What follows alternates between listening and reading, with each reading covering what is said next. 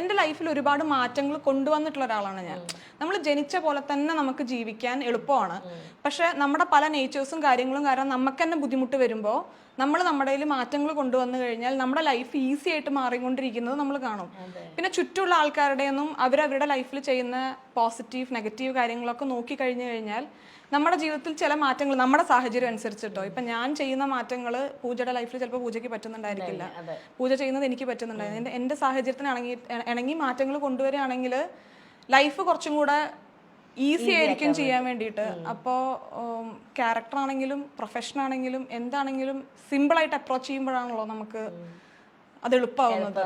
Actually I wonder like മുന്നത്തെ ഇപ്പോൾ പറഞ്ഞില്ലേ റിലേഷൻഷിപ്സ് ബ്രേക്കപ്പ് ആയി because you are so ambitious like കുറേ കാര്യങ്ങൾ ചെയ്യണം, അങ്ങനെ ചെയ്യണം ഇങ്ങനെ ചെയ്യണം. അപ്പം അങ്ങനെയുള്ള ഒരു പെൺകുട്ടീനെ ഒരാൾ വിടാന്ന് പറഞ്ഞാൽ I don't think so that will work. ഇല്ല, ഞാൻ പറഞ്ഞില്ല, ഞാൻ ഇവോൾവ് ചെയ്ത് വന്ന ഒരാളാണ്. ഞാനൊരു 12th വരെ ഭയങ്കരമായിട്ട് പഠിപ്പിച്ചെന്ന് എനിക്ക് പറയാൻ പറ്റില്ല, പക്ഷെ എനിക്ക് അത്യാവശ്യം നല്ല മാർക്കും കാര്യങ്ങളൊക്കെ ഉണ്ടായിരുന്നു. പിന്നെ ഈ പറഞ്ഞ പോലെ ആർട്സ് ആ പരിപാടികളിലൊക്കെ ആയിരുന്നു. അത് കഴിഞ്ഞ് കോളേജിൽ എത്തിക്കഴിഞ്ഞപ്പോൾ ഫിനാൻഷ്യൽ ഫ്രീഡത്തിന് മുന്നേ നമുക്കൊരു ഫ്രീഡം കിട്ടുമല്ലോ, വീട്ടിൽ നിന്ന് പോയി വരികയല്ല, നമ്മൾ ഹോസ്റ്റലിൽ നിൽക്കുക എന്നുള്ളതൊക്കെ. ആ ഒരു ടൈമിൽ ഉണ്ടായിരുന്ന ഒരു റിലേഷൻഷിപ്പ് ആയിരുന്നു. അതത്ര ഒരു മെച്യൂർ റിലേഷൻഷിപ്പ് ഒന്നും ആയിരുന്നില്ല. അപ്പൊ അതിൻ്റെതായിട്ടുള്ള പ്രശ്നങ്ങൾ ആ റിലേഷൻഷിപ്പിനുണ്ടായിരുന്നു. എനിക്കും ഉണ്ടായിരുന്നു, ഓപ്പോസിറ്റ് നിൽക്കുന്ന ആൾക്കും ഉണ്ടായിരുന്നു. ഇത് ഒരാളുടെ ഇഷ്യൂ കാരണം ബ്രേക്കപ്പ് ആയ റിലേഷൻഷിപ്പ് ഒന്നും അല്ല. പക്ഷെ ആ റിലേഷൻഷിപ്സ് ഒക്കെ ഞാൻ എൻ്റെ ലൈഫിൽ ഉണ്ടായതും ഞാൻ ഗോ ത്രൂ ചെയ്ത സിറ്റുവേഷനിലും ഒക്കെ ഞാൻ വളരെയധികം താങ്ക്ഫുൾ ആണ്. എന്നെ ഒരുപാട് ചേഞ്ച് ചെയ്തിട്ടുണ്ട് പല കാര്യങ്ങളും. ഞാൻ വളരെയധികം പൊസസീവ് ആയിട്ടുള്ള ഒരാളായിരുന്നു. എൻ്റെ ഇനീഷ്യൽ റിലേഷൻഷിപ്പിലൊക്കെ ഫേസിലൊക്കെ നോക്കുകയാണെങ്കിൽ എനിക്ക് പല കാര്യങ്ങളും ഭയങ്കര പൊസസീവ് ആയിരുന്നു. ഇപ്പോഴും എന്നോട് ചോദിക്കുകയാണെങ്കിൽ എൻ്റെ ഉള്ളിൽ പൊസസീവ് നേച്ചർ ഉണ്ട്. പക്ഷെ ആ പൊസസീവ് നേച്ചർ കാരണം എങ്ങനെ ഒരു റിലേഷൻഷിപ്പിനെ സ്പോയിൽ ചെയ്തു എന്നുള്ളൊരു ഫേസ് ഞാൻ കണ്ടിട്ടുള്ളതാണ്.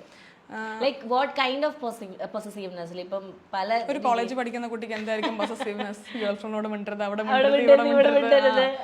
പക്ഷെ അത് നമ്മോടൊപ്പം ഗ്രോ ചെയ്യുകയാണെങ്കിൽ പിന്നെ വളർന്നു വരുമ്പോ അമ്മേനോട് മിണ്ടരുത്, അനിയത്തിനോട് മിണ്ടരുത് എന്നൊക്കെ ആയിരിക്കും. അത് ഒരു ഡേഞ്ചർ ലെവലിലോട്ടാണ് അത് വളർന്നുകൊണ്ട് വരിക. അപ്പോൾ അന്ന് ഫ്രണ്ട് ഒരു ഗേൾ ഫ്രണ്ട് ആണെങ്കിൽ പിന്നെ അത് അനിയത്തിയാവും. അപ്പൊ അത് ഭയങ്കര ഡിഫിക്കൽട്ടാണ്. അപ്പൊ അത് റിയലൈസ് ചെയ്യാന്നുള്ളതാണ്. നല്ല പണി കിട്ടിയ റിയലൈസ് ചെയ്യും. റിയലൈസ് ചെയ്യാതെ ജീവിതം മുന്നോട്ട് പോവില്ല എന്ന് മനസ്സിലായാൽ നമ്മൾ റിയലൈസ് ചെയ്തേ പറ്റൂ, ചെയ്യും. അതെ, ഇപ്പോഴും പക്ഷെ ഉള്ളിനകത്ത് ഉണ്ട്, പക്ഷെ അത് നമുക്ക് അത്ര നല്ല സാധനം അല്ല എന്നുള്ളതുകൊണ്ട് പല നേച്ചറും നമ്മുടെ ഉള്ളിൻ്റെ അകത്തുണ്ട്. അത് നമ്മൾ സപ്രസ് ചെയ്യുമ്പോൾ നമുക്കൊരു പൊട്ടിത്തെറി വരും. പക്ഷെ നമ്മളത് മനസ്സിലാക്കി നല്ലതല്ല എന്ന് വിചാരിച്ച് ചേഞ്ച് ചെയ്ത് കഴിഞ്ഞാൽ നമ്മുടെ ലൈഫ് പല കാര്യങ്ങളും. പിന്നെ വിഷ്ണു ലൈഫിനെ ഭയങ്കര സിമ്പിളായിട്ട് കാണുന്ന ഒരാളാണ്.